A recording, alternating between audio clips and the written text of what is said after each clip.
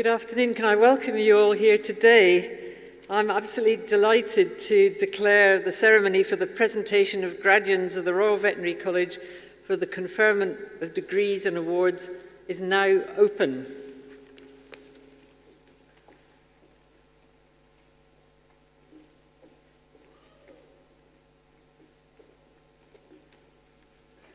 Do please be seated.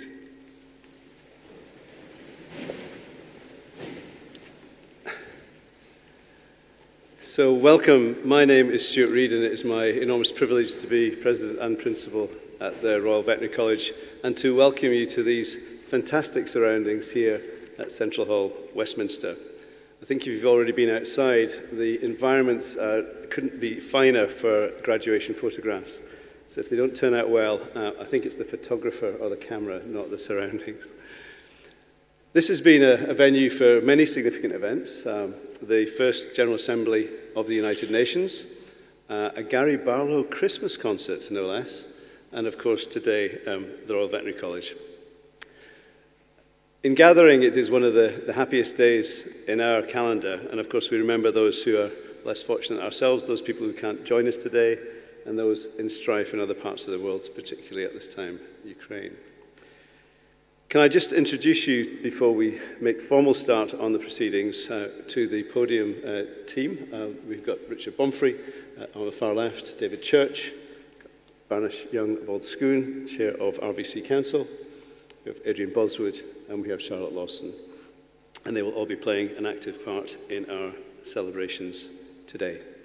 So without further ado, you're very welcome, and I now ask Professor Fiona Tomley to come and present the Honorary Graduate for the conferment of the honorary degree. Thank you.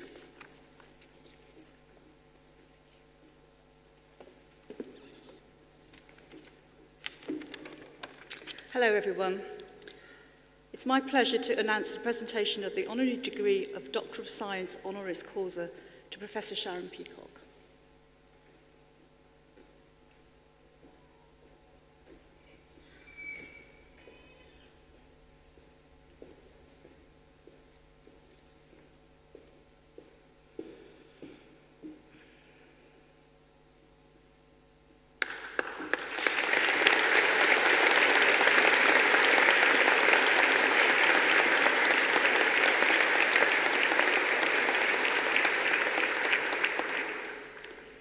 Chair, President and Principal, ladies and gentlemen. Sharon Peacock is a formidable scientist, a pioneer of medical microbiology. She and her team are world leaders in using genomics to rapidly investigate hospital-acquired infections, to predict antibiotic resistance, and to generate knowledge on why some people, but not others, are persistent carriers of pathogenic microbes. She's published literally hundreds of papers, raised tens of millions in research funding, and trained numerous scientists both here in the UK and around the world. After qualifying as a doctor and a short time in practice, Sharon completed her postgraduate training in London, Brighton and Oxford, gaining membership of the Royal College of Physicians and Royal College of Pathologists, and a PhD for her research into Staphylococcus aureus. She then took a Wellcome Trust Career Development Award, moving to Thailand for several years and becoming head of bacterial diseases at the Trust's overseas programme in Bangkok, and striking up what has been a long-lived association with the Wellcome Trust Sanger Institute. On return to the UK, Sharon remained focused at this nexus of clinical disease, microbial function and genomic analysis, and she joined the University of Cambridge, where she remains now as Professor of Public Health and Microbiology in the Department of Medicine. She's got several other official appointments, too many to cover in this short speech, but they span across the National Health Service, the Health Protection Agency and Public Health England. Her achievements are recognised through many elected academic memberships and fellowships and awards that include a CBE for services to medical microbiology, the Unilever Colworth Prize for outstanding contribution to translational microbiology, and just last year, the MRC Millennium Medal for Research. I do want to dwell for a moment on one very critical and recent role that Sharon has taken on. Since March 2020, she has been the director of the COVID-19 Genomics UK Consortium, This is a collaborative network that put the UK right at the global centre of SARS-CoV-2 genomics research and training. So I asked a couple of people about her leadership of this for their comments. Government Chief Scientific Advisor Sir Patrick Vallance said, "Early in the pandemic, Sharon and I discussed the importance of genome sequencing. She pulled together a consortium that soon was sequencing more COVID genomes than anywhere else in the world. It was an exercise in bringing together disparate groups, articulating a mission, and literally herding the cats. It was a remarkable achievement. It required leadership, vision, and expertise." Our own RVC professor, Oliver Pybus, whose Oxford team led analysis of the genetic lineage tracing of the virus in the UK, said, "Sharon is super organised and professional, a great team builder who knows when to get involved and when to step back. COG UK worked really well because she let the analysis teams explore the data rather than trying to direct it centrally, which helped the science. She had the foresight to get everyone together and got the funding really quickly. That's why the UK was 6 to 12 months ahead of almost all other countries when it came to COVID genomics. This is an amazing achievement." So all of what I've said so far speaks to Sharon's excellence, but it doesn't really give an insight into the life of someone who's such a positive role model for all of us, particularly women working in science. Displayed prominently on her website is a quotation from Dianne Feinstein, which says, "Toughness doesn't have to come in a pinstripe suit," which I think gives us a bit of a clue about her personal ethos and style of leadership. Sharon went to a school where everybody left at 16, and she was no exception. After a job at the local corner shop, she trained first as a dental nurse and then shifted to medical nursing, gaining state registration whilst she studied for her GCSEs at night school. She then combined doing A-levels at a technical college with night shifts in hospitals and care facilities. And then, age 23, after 2 years of being knocked back, she secured a place to study medicine at Southampton University, a time she says was a career highlight from which I've never looked back. These early years and her very unconventional route to the top of the medical profession have left a legacy. This is someone who knows from personal experience how important it is not to give up, to remain focused and balanced when faced with difficulties and barriers.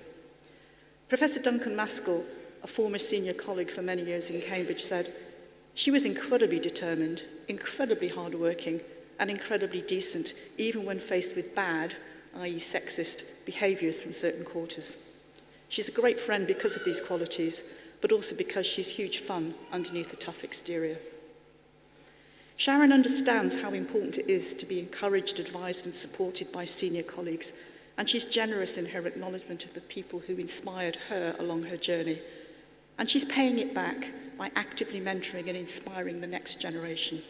She speaks openly about the challenges she and many women and some men face in juggling a full-time career and full-on career with family life, and how nerve-wracking it can be to work in male-dominated environments, especially when you're at the early to mid-career stage, when you may be asked to step up to chair a meeting or sit on a panel which is male-dominated, or just be the only woman in the room. It's a view that resonates with many of us, and when asked for 3 words of advice for women who are at that point of forging their careers, Sharon says, you should always ask yourself, why not me? It's a good piece of advice. In preparing this oration, I asked Sharon if there were key messages she would like me to convey, and she came up with the following. First, she says, I owe what I have achieved in my working life to a great many people. Second, mentorship and the lifting up of others is not optional. It's a responsibility that we all share. And third, a place at university changed my life trajectory. Creating pathways to higher education for disadvantaged students is vital if academia and wider society are to flourish. So on this celebratory day for our graduands and their families, our honorary graduand is both an inspiration and a role model to which we can all aspire. So, President and Principal, I present Professor Sharon Peacock for the award of Honorary Degree of Doctor of Science, Honoris Causa. Thank you. On the authority of the Council of the Royal Veterinary College and the University of London, I'm delighted to confer upon you the honorary degree of BSc Honours Causa.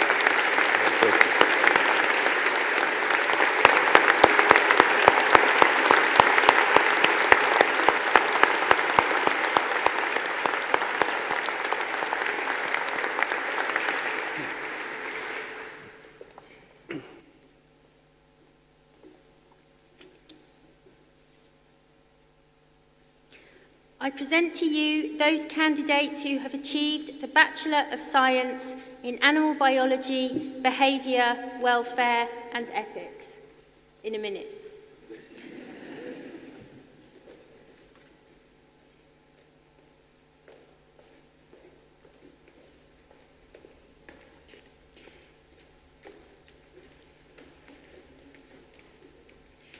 Amelia Shirley Rose Adams.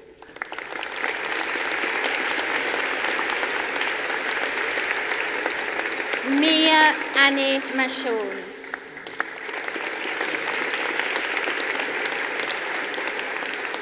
Phoebe Ray Berkey.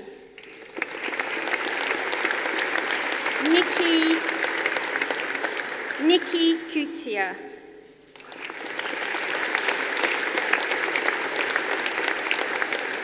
Lily Beatrice Persephone Johnson.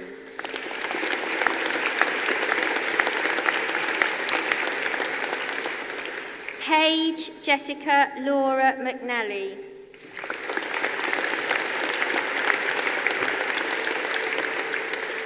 Tanisha Patel.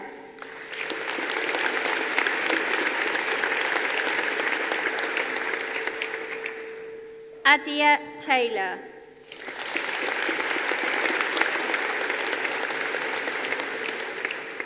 Shania Vagisa.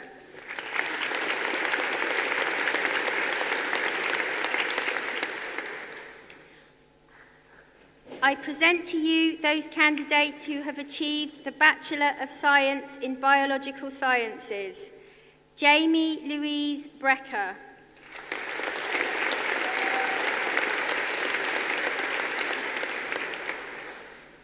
Aisling May Cannon.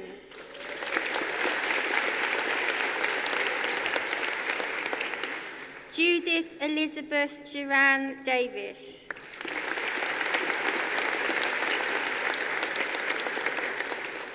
Lydia Phyllis Fernandez.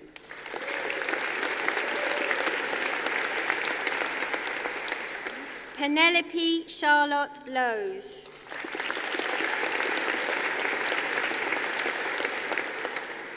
Megan Joy Rees.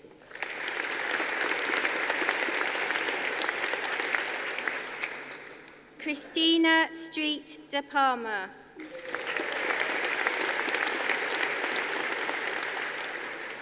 Lily Neve Sullivan.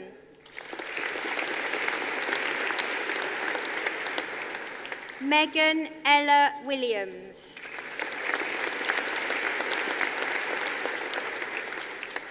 I present to you those candidates who have achieved the Master in Science in Biological Sciences. Gabriella Lucia Gill.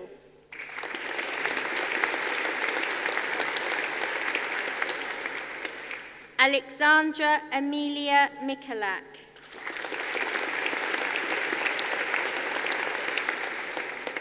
Jessica Grace Carrera Moffat.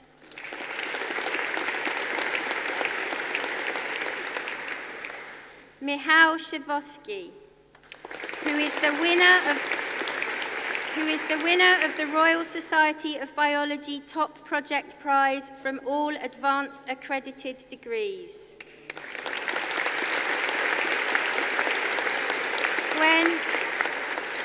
Gwen May Scott.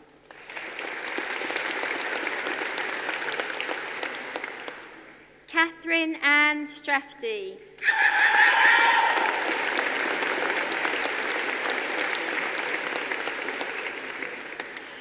I present to you those candidates who have achieved the Master in Science in Applied Biological Research. Callum Oddy, who is winner of the prize for first place in all MSci Biosciences courses.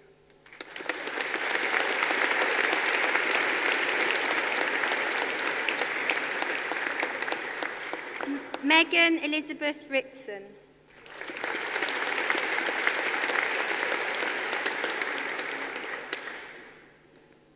I present to you those candidates who have achieved the Bachelor of Science in Bioveterinary Sciences. Elizabeth Helen Louise Abbott.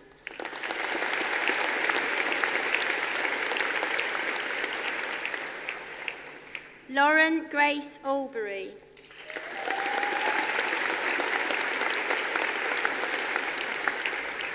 Aaron Andrews.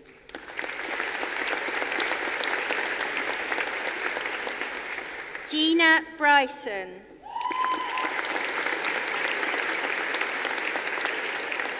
Freya Elizabeth Cade.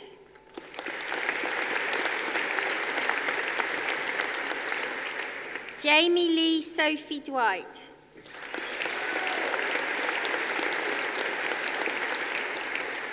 Molly Jean Radner Fenton.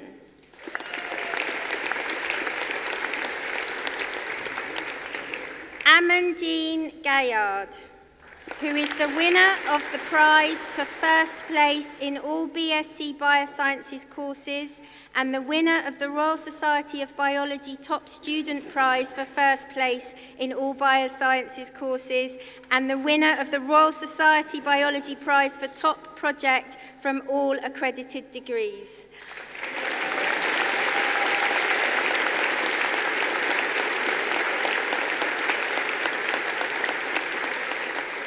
Jess Elizabeth Gibson.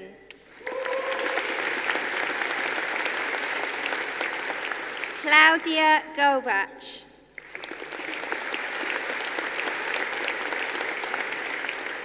Olivia Grace Gooding.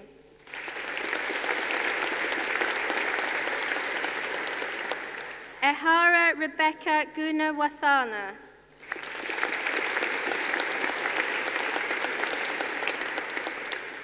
Amelia Rose Harris Hall.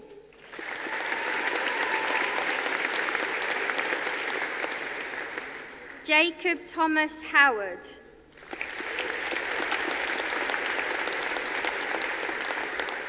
Harry Jackson.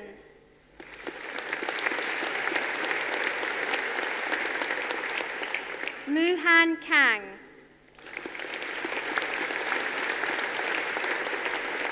Charlotte Elizabeth R. Keddy.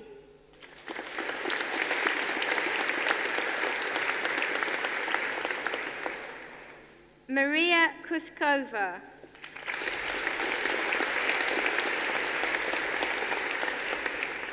Hasindu Filshara Loku Waduge.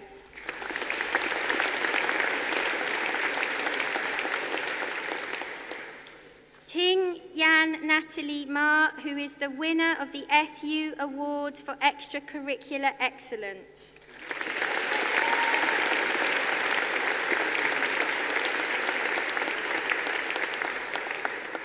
Annabelle Kate Marbus.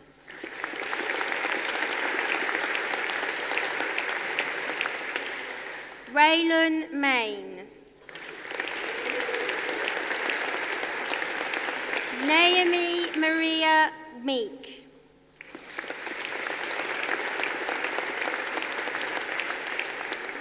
Isabel Meeks.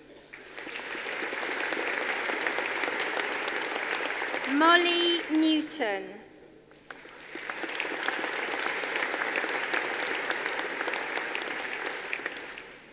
Yukti Patel.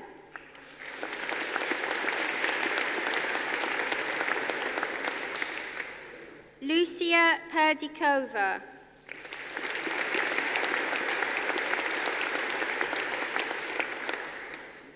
Ella Elizabeth Pickering.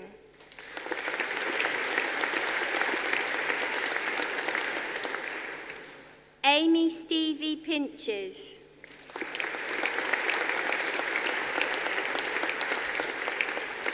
Yuval Proud.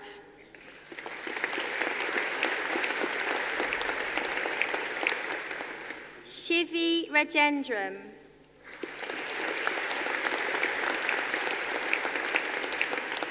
Ridley Victoria Rashid Smith.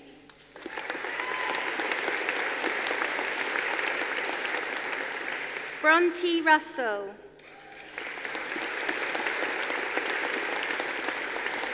Gulten Sadrettin.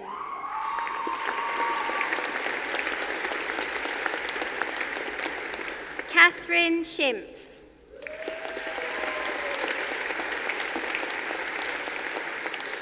Katie Megan Smith.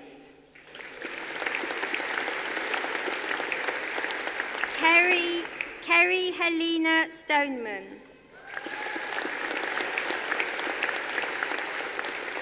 Isabel Tan.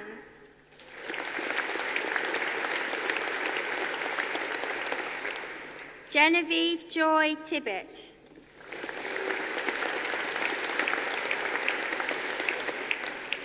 Saffron Stevie Townsend.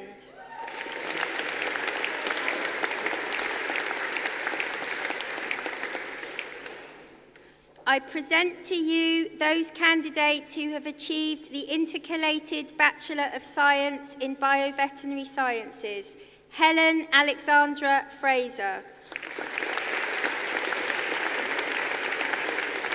Elliot Lewis Ward. Jessica Allison Williams. I present to you those candidates who have achieved the Master in Science in Bioveterinary Sciences. Charlie Ciaran Blick.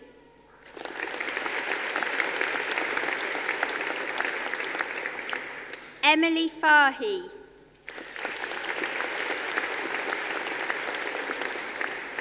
Elizabeth Rebecca Gelbert. Katerina Sophia Koziel.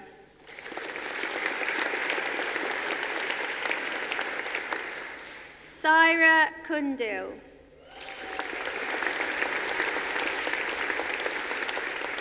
Adele Charlotte Mayer.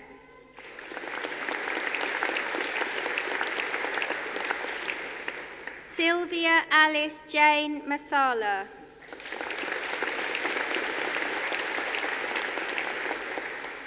Tiara Rihanna Putri Sambodo.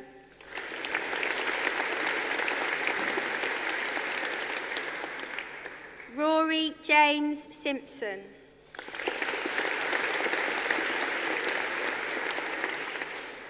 I present to you those candidates who have achieved the intercalated Bachelor of Science in Comparative Pathology. Georgia Connie.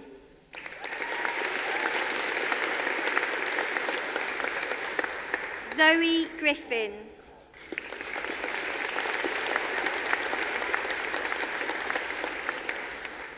Kaylin Marie Han.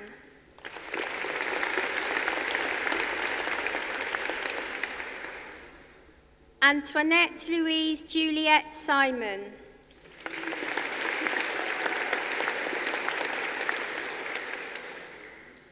James Stanley Taylor.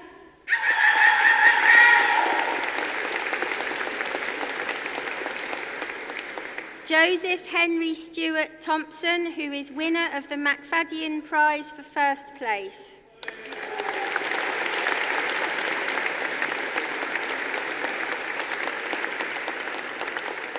Rebecca Mary Walford.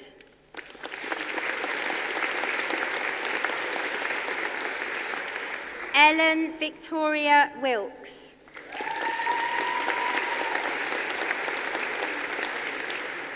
I present to you those candidates who have achieved the Master in Science in Wild Animal Biology. Hester Bateman.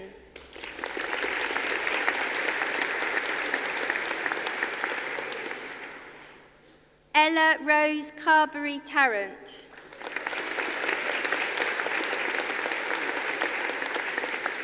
Arabella Elizabeth Graves.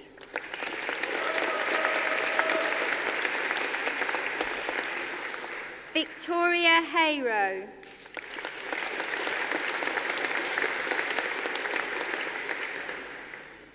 Bria Jukes.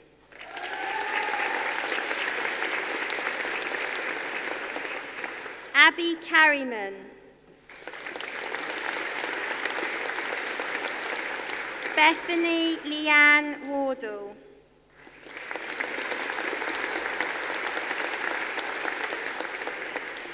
I present to you those candidates who have achieved the Graduate Diploma in Professional and Clinical Veterinary Nursing. Alexandra Page Howell.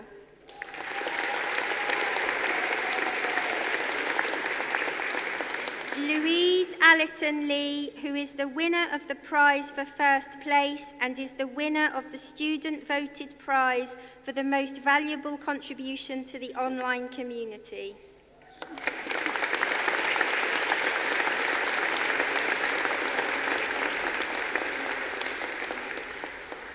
This concludes the presentation of the Undergraduate Awards. Please join me in celebrating their success.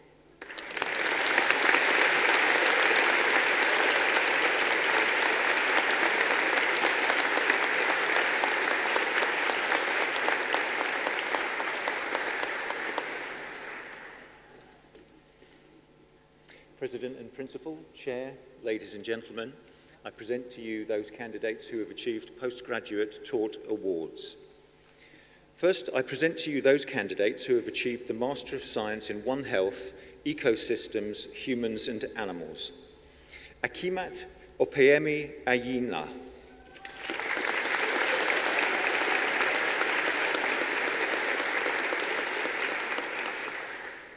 Mehreen Khan Azar.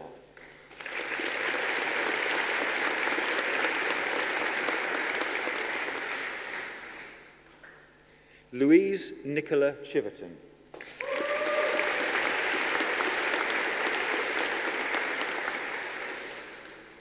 Zara Nisa Emambokas, who has also achieved the Bachelor of Science in Bioveterinary Sciences.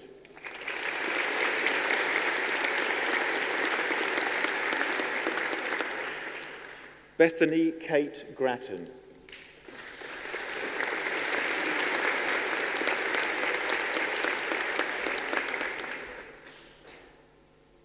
Marina Natalia Fedorov.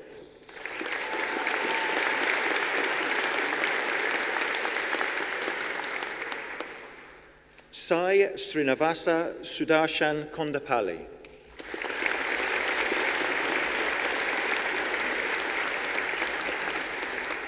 Daniel Menendez.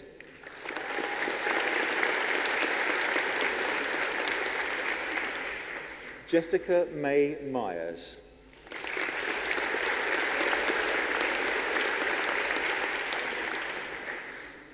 Eleanor Lara Raj, who is winner of the prize for first place.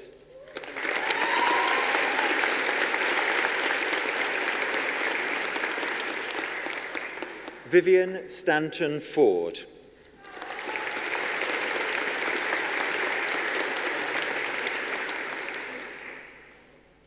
Zip Walton.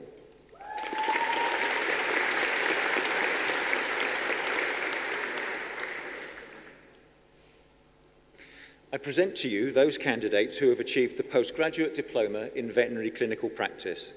Hannah Lee Brodie.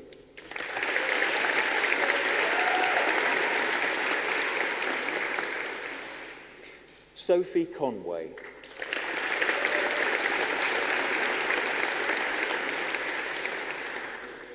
Gillian Francis Crosby.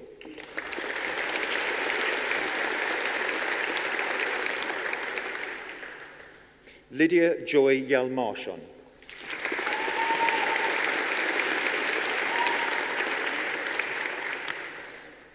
Zara Juma.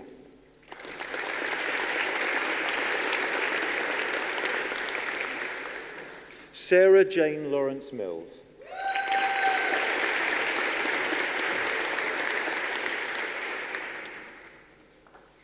Carl Hee-Yong Leo.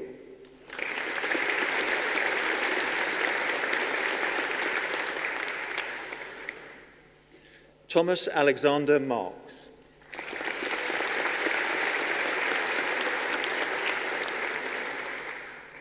Abigail Emily McNally.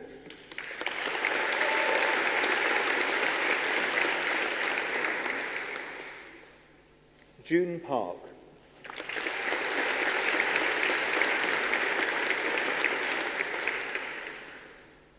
Christopher Charles Ray.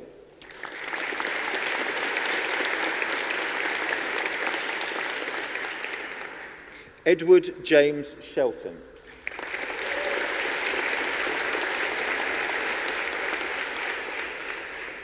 And Polly Stamanova.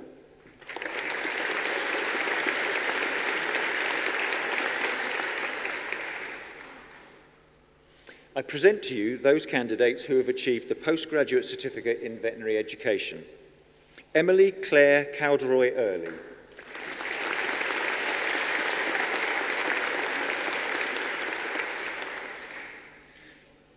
Rowena Mary Ann Packer.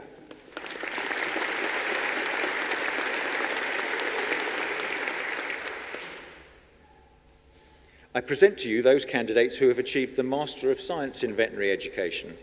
Charlotte Louise Jane Bullard.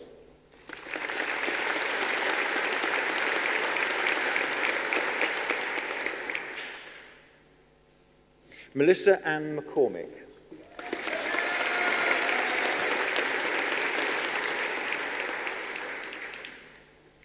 I present to you those candidates who have achieved the Master of Science in Veterinary Epidemiology. Marco Bartolomeo Gesto Grillo, who has also achieved the Bachelor of Science in Bioveterinary Sciences.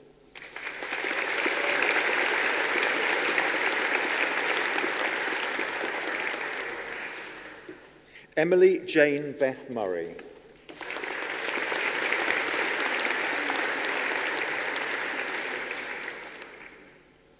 Amber Rose Parry.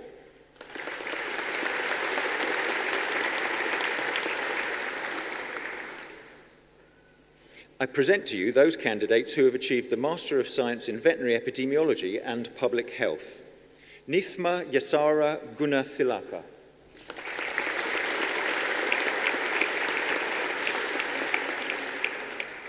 Priyavardhini Raghunath.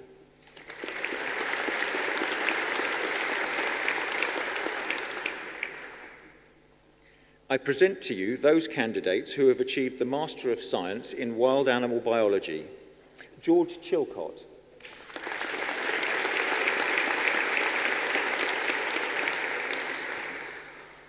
Rebecca Mary Elizabeth Foskett.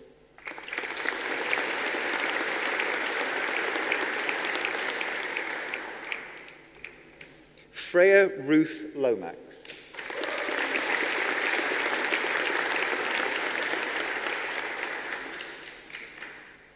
Eve Mannings.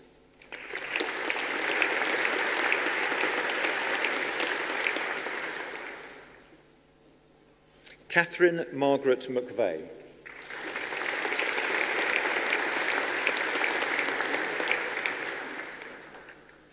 Sadie Alexandra Olivia McClymont.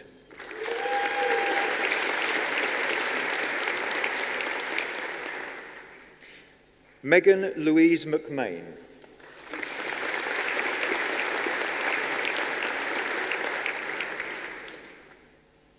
Camille Emmanuel Monday.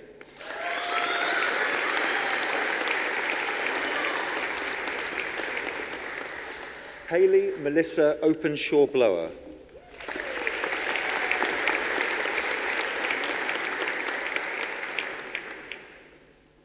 Santhia Raja Gobalan.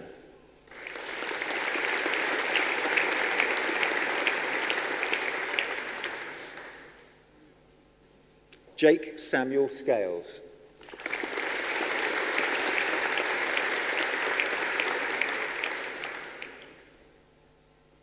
Sanna Linnea Erickson Titus.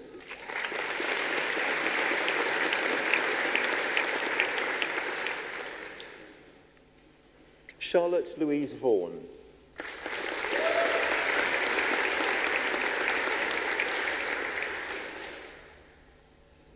I present to you those candidates who have achieved the Master of Science in Wild Animal Health.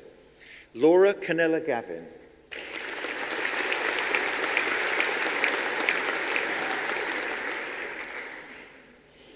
Eleanor Rachel Howe.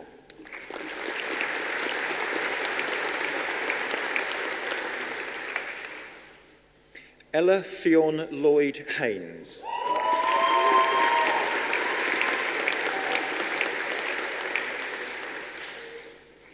Hannah Elise Smith.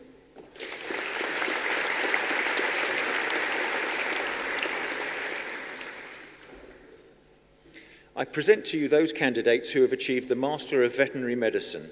João Miguel de Frias.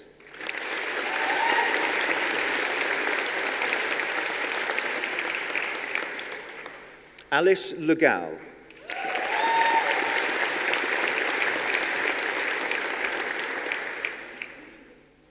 George Edward Lindley.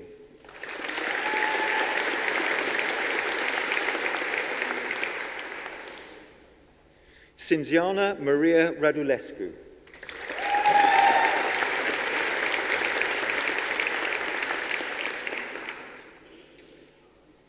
That is the end of the Postgraduate Taught Awards. I'd like to take the opportunity to congratulate everyone who has a postgraduate taught degree today.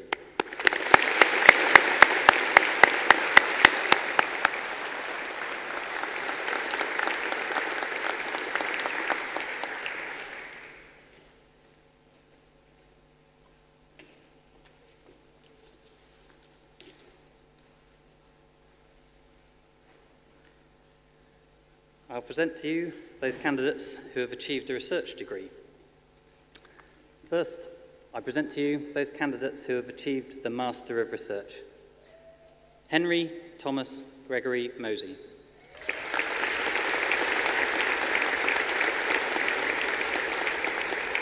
Callum Robert Ogles.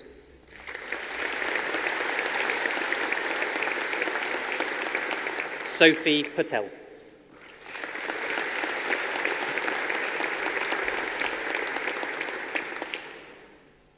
I present to you those candidates who have achieved the Master of Philosophy. Carla Johnson.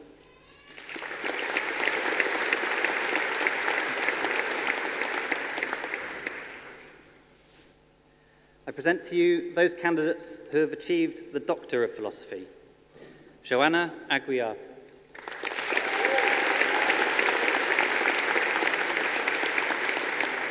Maria Inés Araújo Neves.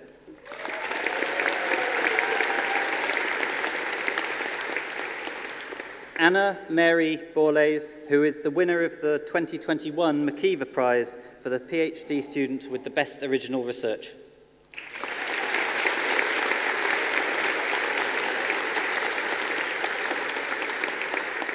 Laura Craighead.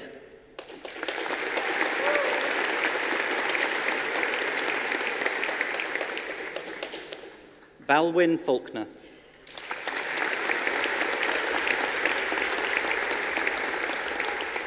Natasha Louise Hornby.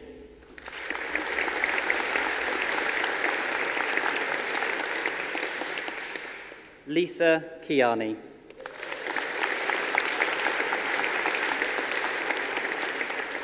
Neil Marr.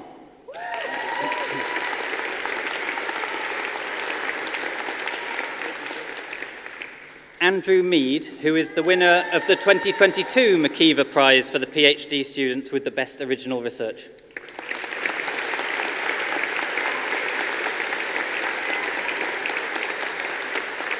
Justine Joan Pierce.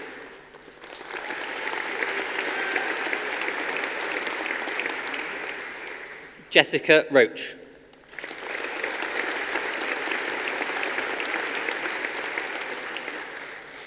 Hannah Sargent.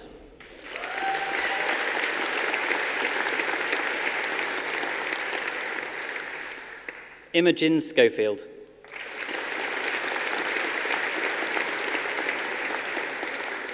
Charlotte Shilton.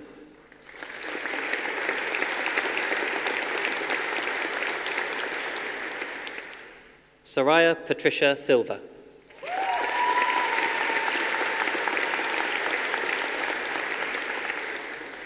Lucy Jane Watson.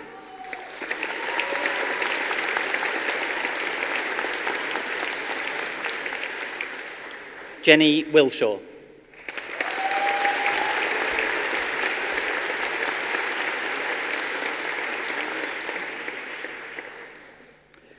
That concludes the candidates who have achieved a research degree. Please join us in congratulating these students.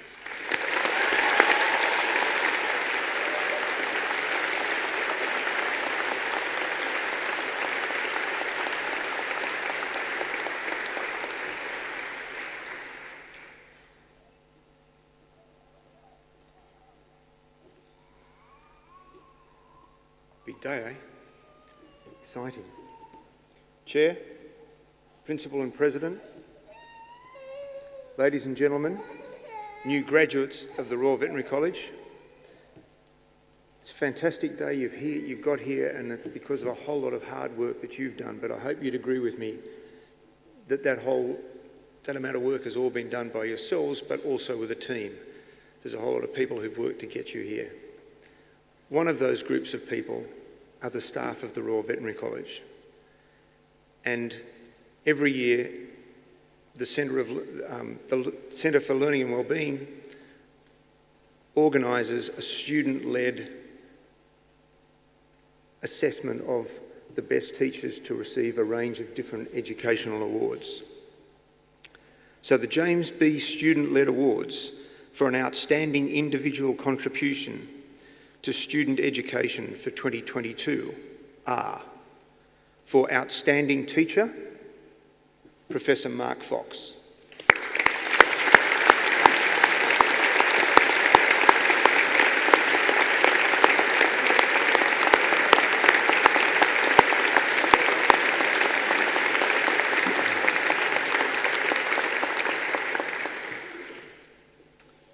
For Top Tutor, Claire Thornton.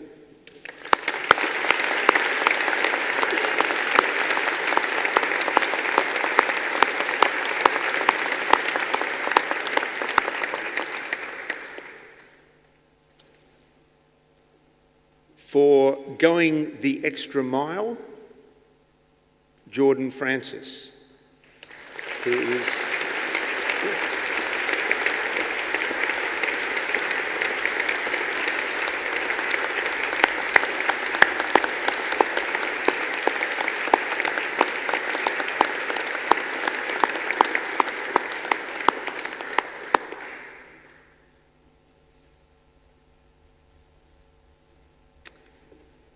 And for super support staff, Meg Bellingham, which we'll have to award in absentia.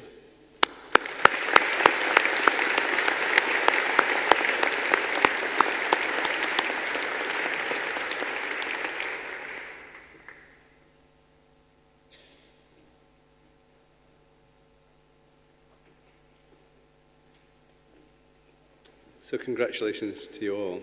As my colleague has just made reference, we are a team.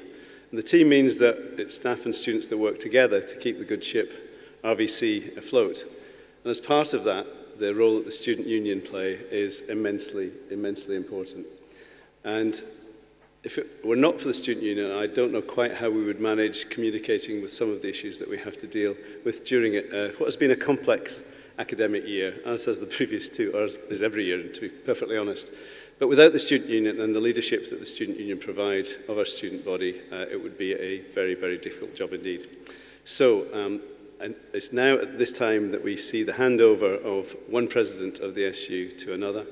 And so in doing so, we thank Sam Fenton for his service as he hands over to Legend Thurman. I invite them now here to do the investiture of the new president. Ladies and gentlemen, where have they gone? They're there.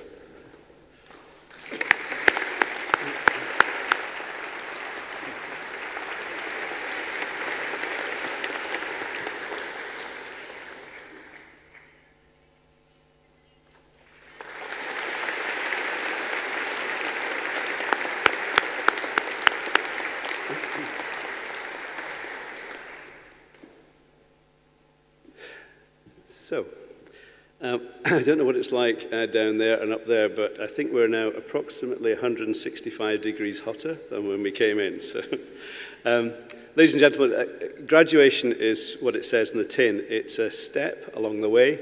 It's not an end. It's not a beginning. It's actually both. And I don't think anybody here today who's been through something similar does not take this opportunity to reflect on their own past.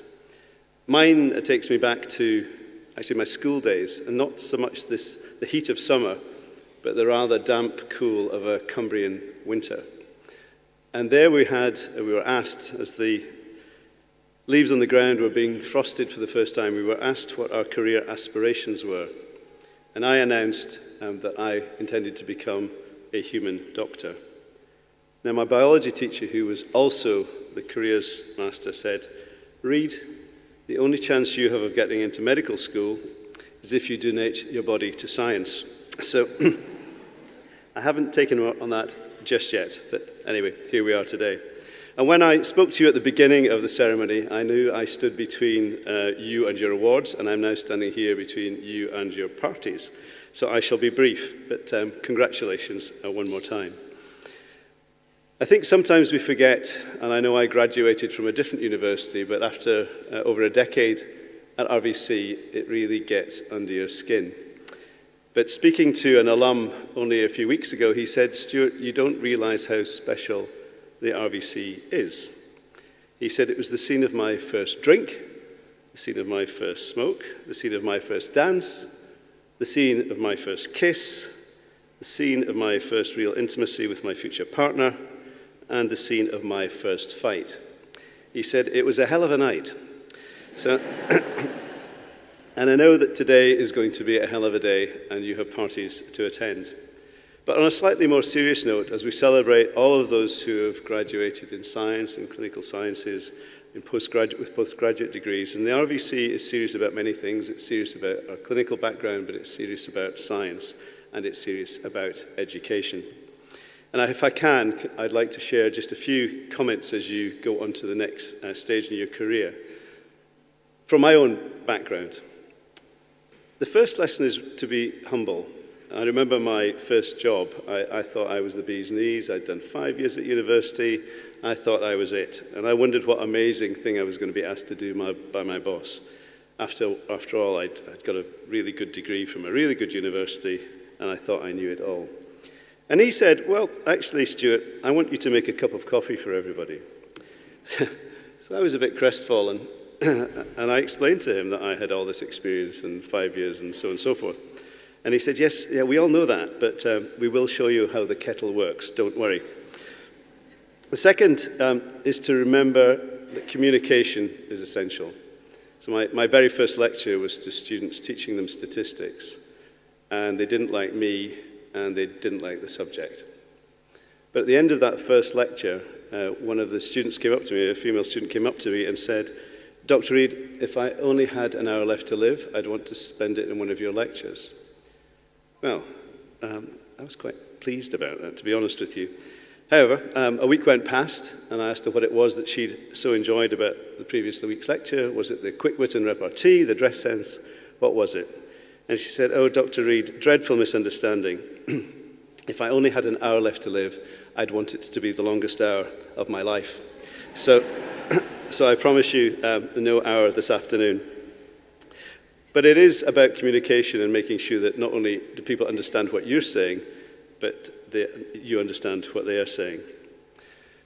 We've also celebrated some great success today, but success and degree classifications are fantastic and very well done, but they matter less as you go through life.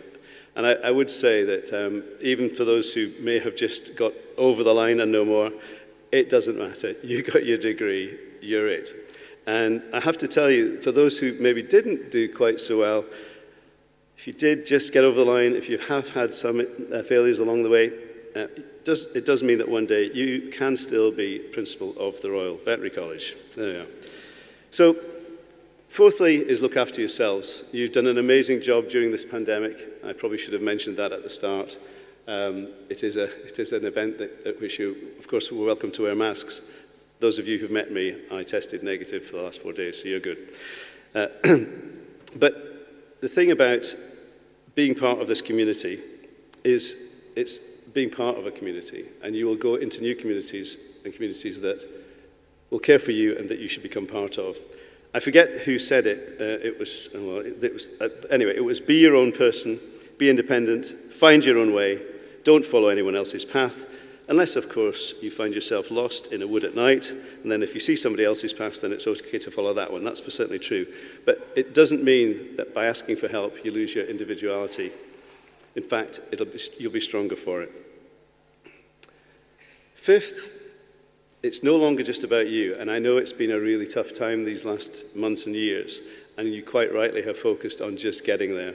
But you're going out into careers, you'll be going on to into other further education, other degrees, but it will be, your true reward will be in serving others. And those others might be your colleagues, it might be family, it might be other students around about you, it might be your clients, those of you who are working in a clinical environment, it might be the animals that are just trusted to your care, but it's no longer just about you. And you will get full a reward from investing that effort in looking after others. And so to some thank yous. I can see at the back of the room there are some very, very happy faces. I think many of them are, well, they're happy. I think quite a few of them are relieved, and maybe one or two are a little surprised. But here we are having a wonderful afternoon. But they do remember you starting off on whatever your journey was, and they will reflect on the fact that they will remember you going off to kindergarten. They will remember you with that first science kit. Then they'll remember you winning a prize at school day, sports day, or not. And they'll remember you going off to university. And now here you are, all grown up, doing whatever exciting things you're going to do next. So why don't you thank your supporters for everything that you've given them? They've given you.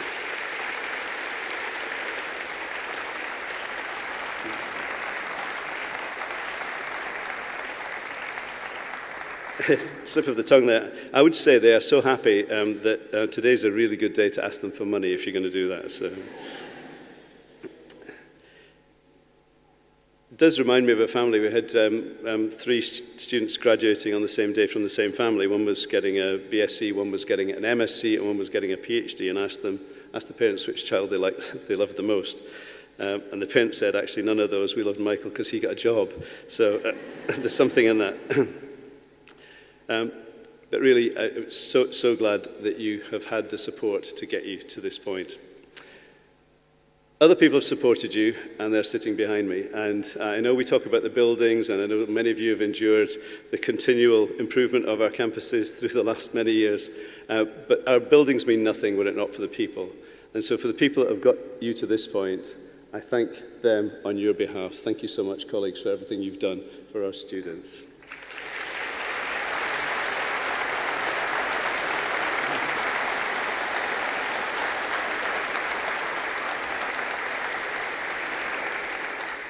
And finally, I come back to the front of the hall, of course, because it's all about you. It is all about you. You're our raison d'etre. We are a first-class clinical facility. We are a first-class research facility.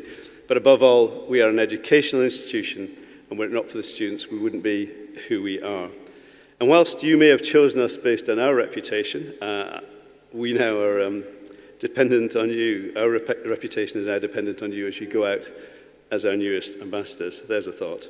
Anyway, joking apart, I know that our future is in very, very safe hands, and that you will look after our reputation as you forge forward in your careers. We look forward to working with you as you do that.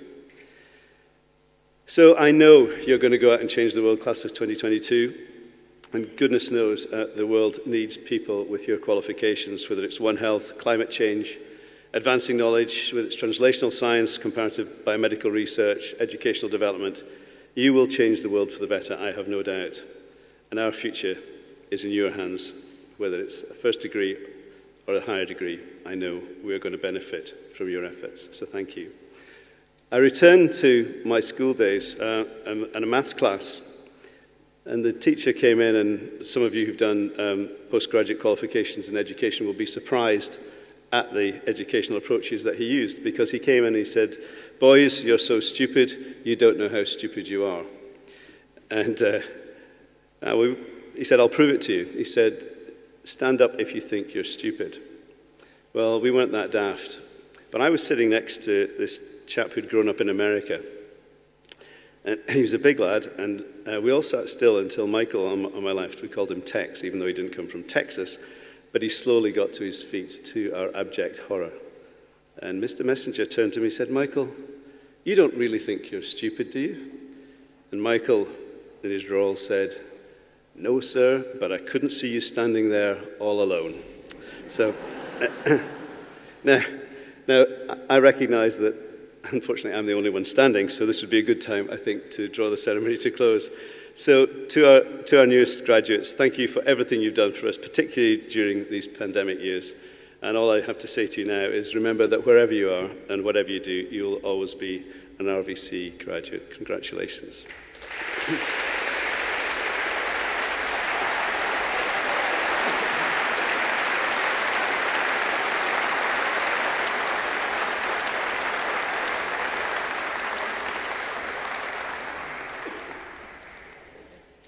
Well, I think Stuart was right. What a day, what a day. It's been wonderful seeing you come up and sharing in your graduation success. We're incredibly proud of you.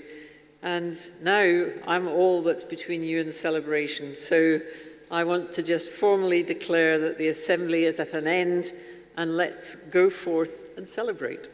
Thank you.